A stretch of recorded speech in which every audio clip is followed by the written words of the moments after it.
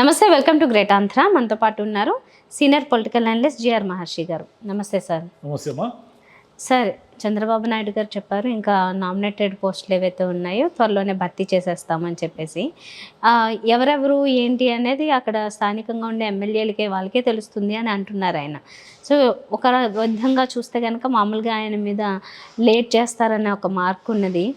ఒక విధంగా చూస్తే బహుశా ఈసారేనేమో కొన్ని 3 విడతలు 4 విడతలు ఎట్లా అన్నా కానీ కొంచెం తొందరగా స్పందించారేమో అనుకోవాలో ఏమో. ఎందుకంటే 7 నెలలు అయిపోయి 8వ నెల ఇప్పటికి చేస్తామంటున్నారు. ఓ పక్క ఏమేమో తలనొప్పులు చాలానే ఉన్నాయి, ఇంకా మిగతా విషయాలు కూడా. ఈ నామినేటెడ్ పోస్టుల తర్వాత ఇంకేమన్నా ప్రాబ్లమ్స్ వచ్చే అవకాశాలు ఉన్నాయా? ఖచ్చితంగా పదవుల పంపకం అంటే ఏమిటి? కుమ్ములాట్లు అంతే కదా. ఇప్పుడు అందరూ ఎక్స్పెక్ట్ చేస్తారు కదా. ఇప్పుడు ఉన్న సమస్య ఏమిటంటే జనసేన వాళ్ళు, బీజేపీ వాళ్ళు కూడా ఎక్స్పెక్ట్ చేస్తారు. ఇప్పుడు ఆయన ఏమంటున్నాడు, జూన్లోగా పదవులు పంపిణీ పూర్తి చేస్తాను అంటున్నాడు. అవేమిటి? 214 మార్కెట్ కమిటీలు, ఒక 1100 టెంపుల్స్. టెంపుల్స్ అంటే రకరకాల టెంపుల్స్ ఉంటాయి. కొన్ని ఫేమస్ ఉంటాయి, కొన్ని ఒక మోస్తరు టెంపుల్స్, చిన్న టెంపుల్స్ ఉంటాయి. ఆయా ఏరియాల్లో వాళ్ళకి అది ప్రిస్టేజ్ ఇష్యూ. ఇప్పుడు కాళహస్తి టెంపుల్ అనుకోండి, చాలా ప్రిస్టేజ్ ఇష్యూ అది. అక్కడ చైర్మన్ కావడం అనేది కొంచెం పెద్ద విషయం. అదేవిధంగా కాణిపాకం, అది చాలా పెద్ద విషయం. దుర్గమ్మ, ఇట్లా ఫేమస్ టెంపుల్స్ ఉంటాయి. అదేవిధంగా ఊర్లలో చిన్న టెంపుల్స్ ఉంటాయి, అవి కూడా ఎండోమెంట్స్ పరిధిలో ఉంటాయి. అక్కడ లోకల్గా వాళ్ళకి తగాదాలు. ఇప్పుడు ఏమైనా జూన్కి పూర్తి చేస్తాడా అనేది ఒకటి సమస్య. చంద్రబాబు గారు జూన్కి 1 ఇయర్ అవుతుంది. 1 ఇయర్ తర్వాత 1 ఇయర్ పట్టింది ఈ ప్రక్రియకి ఎస్ అనడానికి. అంటే 1 ఇయర్కి కూడా ఇస్తాడా ఇవ్వడా అనేది కన్ఫ్యూజన్. ఎందుకంటే టీటీడీ బోర్డు వేయడానికి ఆయన ఎన్ని నెలలు తీసుకున్నాడో మనం చూసాం. టీటీడీ అనేది ప్రెస్టీజియస్ బోర్డు కదా, వన్ ఆఫ్ ది ఇండియాలోనే ప్రముఖమైన ఇది కదా టీటీడీ. రేపు మరి ఆయన ఆ ఎమ్మెల్యేలంతా సిఫారసు చేయాలా అంటున్నాడు. ఈ ఎమ్మెల్యేలంతా పార్టీలో అసలు బూత్ కమిటీల్లో సభ్యులైన వాళ్ళని వీళ్ళందరినీ ప్రిఫర్ చేయాలి తప్ప మీరు బయట నుంచి వచ్చిన వాళ్ళని ప్రిఫర్ చేయకూడదు. అసలు ఎమ్మెల్యేలే బయట నుంచి వచ్చినారు. ఎంతమంది వైసీపీ నుంచి వచ్చి ఎమ్మెల్యేలు అయినారు? మరి వాళ్ళే ఎవరిని వాళ్ళు సిఫారసు చేయాలా? అసలు వాళ్ళకి తెలుసా? తెలుగుదేశంలో 30 ఏళ్ళుగా పనిచేసేవాడు ఎవడు, 40 ఏళ్ళుగా పనిచేసేవాడు ఎవడు తెలియదు కదా. బయట నుంచి వచ్చిన వాళ్ళు చాలామంది ఉన్నారు. ఇప్పుడు జనసేన ఎమ్మెల్యేలు ఉన్న చోట జనరల్గా వాళ్ళకి ప్రియారిటీ ఇవ్వాలా? మరి వాళ్ళ అంటే జనసేన ఎలా తీసుకుంటారైనా? బీజేపీ ఎమ్మెల్యేలు ఉన్న చోట అక్కడ ఉన్న లోకల్ బాడీస్ అన్నీ కూడా, అంటే కమిటీలు, మా టెంపుల్స్, ఇవన్నీ కూడా బీజేపీ వాళ్ళకే ప్రాధాన్యత ఇస్తాడా? జనసేన ఎమ్మెల్యేలు ఉన్న చోట జనసేన ఎమ్మెల్యేల మనుషులకి, అంటే వాళ్ళకి ప్రియారిటీస్ ఉంటాయా? ఇవన్నీ ఉన్నప్పుడు అక్కడ ఆల్రెడీ పాతుకుపోయిన తెలుగుదేశం నాయకులు ఉంటారు కదా. ఉదాహరణకి ధర్మవరం అనుకుందాము. ధర్మవరంలో తెలుగుదేశం నాయకులు ఉంటారు. అదేవిధంగా ఇంకా చాలా ఊర్లు చెప్పొచ్చు. ఇట్లా ఈ రైల్వే కోడూరు, అక్కడ జనసేన వాళ్ళు ఉన్నారు.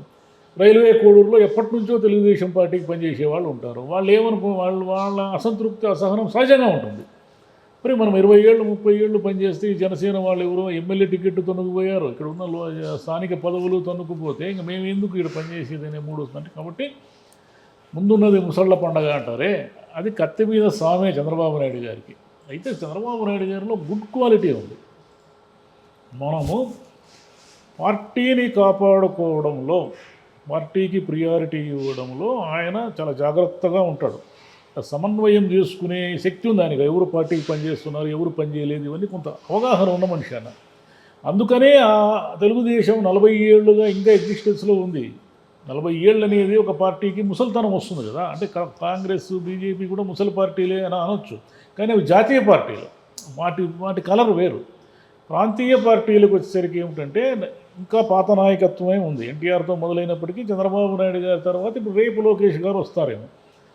పార్టీని కాపాడుకునే ఒక లక్షణం ఉండడం వల్ల చంద్రబాబు నాయుడు గారు ఒకసారి ఓడిపోయినా ఇంకొకసారి గెలవడానికి కారణం ఏమిటంటే దానికి బలమైన క్యాడర్ ఉంది. ఈసారి ఏమైందంటే జగన్ని ఎలాగైనా ఓడించాలనే లక్ష్యంతో జనసేన, బీజేపీ వచ్చి యాడ్ అయ్యాయి. నిజానికి తెలుగుదేశానికి సింగిల్ పార్టీ మెజారిటీ వచ్చింది.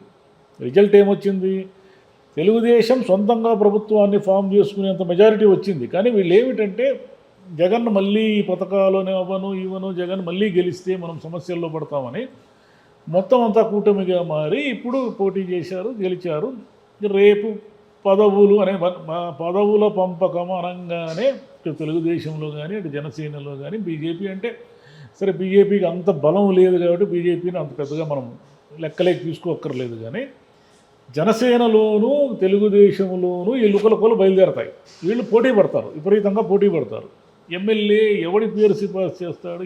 ఇప్పుడు ఒక టెంపుల్ చైర్మన్గా 5గురు పోటీ పడ్డారు అనుకోండి. కాళహస్తి టెంపుల్ అంటే 20 మంది పోటీ పడతారు.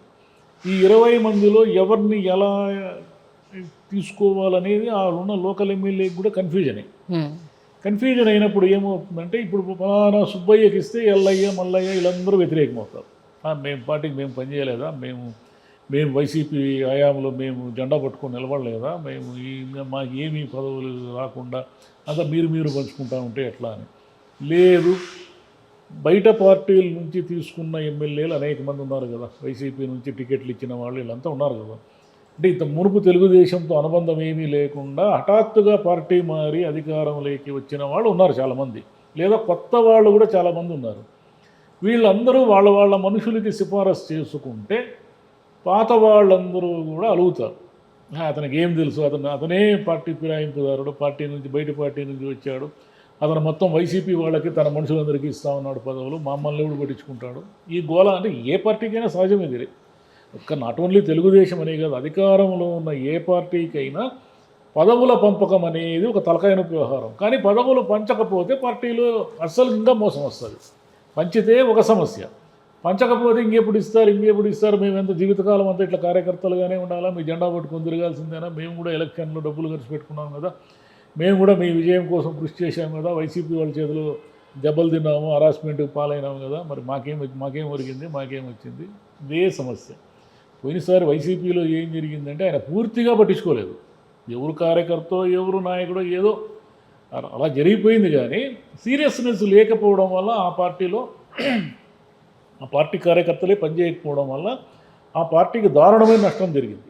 అంటే ఒక పార్టీని నిర్మించుకున్న జగన్ పార్టీని తనే డిస్మాంటిల్ చేసుకున్నాడు అధికారంలోకి వచ్చిన తర్వాత. చంద్రబాబు అలా కాదు. చంద్రబాబు నిర్మాణము తెలుసు, చంద్రబాబు దాన్ని ఎలా కాపాడుకోవాలో తెలుసు.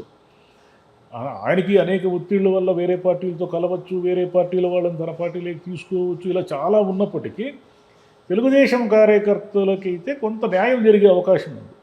అయితే ఈ పంపకాల్లో జనసేన బీజేపీ పోటీ పడడం వల్ల కొన్ని నియోజకవర్గాల్లో అన్యాయం జరిగే అవకాశం కూడా ఉంది.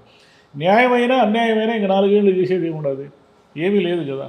మళ్ళీ ఇంకొకసారి నెక్స్ట్ టైం పదవుల పంపకంలో మీకు పదవులు ఇస్తామని సాటిస్ఫై చేయాల్సిందే తప్ప, చంద్రబాబు అయినా బుద్ధగించాల్సిందే తప్ప, వాళ్ళైనా అలిగినా అసహనం చేసినా ఏమి చేసినా కూడా వాళ్ళు ఏమీ చేయలేరు కదా. తెలుగుదేశాన్ని మీద అసంతృప్తి ఉన్నప్పటికీ వాళ్ళు 29 వరకు వాళ్ళైనా వెయిట్ చేయాల్సిందే. కాబట్టి చంద్రబాబుకు కత్తి మీద స్వామి. పవన్ కళ్యాణ్ కూడా అదే ఇబ్బంది. పవన్ కళ్యాణ్ ఇప్పుడిప్పుడే పార్టీ నిర్మించుకుంటున్నాడు కాబట్టి ఆయనకి ఇంకా ఎక్కువ ప్రెజర్ ఉంటుంది. మేము పనిచేసాం కదా, జనసేనలో మేము పనిచేసాం కదా, మేమంతా పనిచేయకపోతే జనసేన తెలుగుదేశం గెలుచుండేదేనా, ఇలా మొదలవుతాయి. ఇలా మొదలై వాళ్ళు కూడా ఎంతో కొంత తమదైన వాటా కాకుండా తమకంటే ఎక్కువ వాటాను కోరుతారు. అంటే ఇక్కడ కూడా ఒక లాజిక్ చెప్తున్నారు సార్ కొత్తగా. ఇప్పుడు వాళ్ళకి తెలుగుదేశం వాళ్ళకి ఎక్కువగా ఎమ్మెల్యే సీట్లు కేటాయించారు. జనసేన త్యాగం చేసింది, జస్ట్ కొన్నే తీసుకుంది. అక్కడ త్యాగం చేసాం కదా, ఇక్కడ ఇవన్నీ మాకు అక్కడ అన్నీ వదిలేసుకున్నాం, ఇప్పుడు కూడా దాని పర్సంటేజ్లోనే షేర్ చేస్తానంటే ఎలాగా పోనీ, దాని బేసిస్లో కాదు, ఇవి మాకు ఎక్కువ ఇవ్వాలి, అవి అక్కడ వదిలేసుకున్నాం కాబట్టి. త్యాగం చేయలేదు, తెలుగుదేశమే త్యాగం చేసింది. ఎందుకంటే తెలుగుదేశానికి ముందు నుంచి కూడా 40 ఏళ్ల చరిత్ర ఉంది, జనసేనకి ఏముంది. కానీ వాళ్ళు అనుకుంటారు పవన్ కళ్యాణ్ ఏదో రాజీ పడిపోయి 20 సీట్లే తీసుకున్నాడు, మాకు అన్యాయం చేశాడు, ఇక 40 సీట్లు వచ్చినా మనం గెలిచుండేవాళ్ళం. సరే, జగన్ వ్యతిరేక వేవ్ నడుస్తూ ఉంది కాబట్టి 40 సీట్లైనా గెలిచుండేవాళ్ళే. కానీ ఏ ధైర్యంతో చంద్రబాబు 40 సీట్లు మీకు ఇస్తాడు? ఇవ్వడు కదా. అంతకుముందు ఆయనకు కూడా తెలియదు కదా మనం ఇట్లా గెలుస్తామని, ఆయనకు మాత్రం ఎడ తెలుస్తుంది. కాబట్టి పవన్ కళ్యాణ్ ఏమి చేసినా అక్కడ త్యాగాలు లేదు, ఏమి లేదు. కానీ ఎవరు త్యాగముక్తులు అంటూ ఏముండరు. తెలుగుదేశానికి ఎంతో కొంత త్యాగాలు చేయాల్సిన అవసరం వస్తుంది, జనసేనకి తప్పదు. అయితే జనసేన ఎదగాలంటే ఈ సంఘర్షణ కూడా తప్పదు. ఎంతసేపు చంద్రబాబు ఇచ్చిన పప్పు బెల్లము ఇవి తీసుకుంటూ ఉంటారు, వీళ్ళు కొట్లాడాలి కదా. కొట్లాడితే ఘర్షణ పెరిగితే ఒక రకంగా నష్టము, ఒక రకంగా లాభము. నువ్వు గట్టిగా అడగకపోతే ఎందుకు ఇస్తారు ఎవరైనా? చంద్రబాబు అస్సలు ఇవ్వడు, మన పార్టీ వాళ్ళకే ఇవ్వడు గట్టిగా అడగకపోతే, ఇంకా మీకేమి ఇస్తాడు? ఇంకా చాలామంది ఎమ్మెల్యేలు ఎంపీలు కూడా వాళ్ళకి ఏ పదవులు లేకుండా అలాగే ఉంటారు. వాళ్ళందరికీ ఏమన్నా అసంతృప్తులు ఉంటాయో ఒకసారి పెట్టుకుంటారా? గోల ఉంటుంది, గోల లేకుండా ఉండే క్వశ్చనే లేదు. ప్రతి వాళ్ళు ప్రతి వాళ్ళకి ఇంకా మంచి ఇంకా ఇంకా ఇంకా అని ఉంటుంది కదా. కాబట్టి ఇక్కడ ఉండేదే చాలా తక్కువ. రాష్ట్రంలో ఫేమస్ టెంపుల్స్ అన్ని లెక్కేస్తే 10 కూడా లేవు, టీటీడీ అయిపోయింది. ఇంకా మార్కెట్ కమిటీలు అవన్నీ ఊరికే అలంకారప్రాయం అవి. వాటి వల్ల ఏమైంది, ఊరికే కారుకు బోర్డు ఇది వేసుకుంటారు, మార్కెట్ కమిటీ చైర్మన్ అని. ఏముంటుంది దాంట్లో? ఒక రూపాయి ఉండదు దాంట్లో. అసలు డబ్బులే లేవు చంద్రబాబు దగ్గరే డబ్బులు లేవు. ఇంకా మార్కెట్ కమిటీలకి టెంపుల్కి ఎక్కడి నుంచి వస్తాయి డబ్బులు? ఏముండవు. కాబట్టి ఆదాయం అంటూ ఏముండదు. చంద్రబాబే తన వాళ్ళని చూసి చూడట్టు ఆ మద్యం వ్యాపారం, ఇసుక వ్యాపారం, ఆ వ్యాపారం, ఈ వ్యాపారం చేసుకోకుండి అంటే ఆదాయం వస్తుంది. అది ఒక రకమైన డేంజర్. చెడ్డ పేరు వస్తుంది. ఆదాయం వస్తుంది, చెడ్డ పేరు వస్తుంది. చంద్రబాబు ధైర్యం ఏంటంటే సెకండ్ టైం ఆయన మనం ఎలాగూ గెలిచే అవకాశం లేదు కాబట్టి ఉన్న టర్మ్ ప్రశాంతంగా ఉందామనేది. ఎందుకంటే ఆయన ఎప్పుడు సెకండ్ టర్మ్ గెలవలేదు. 99లో గెలిచినప్పటికీ 94లో గెలిచింది ఆయన కాదు.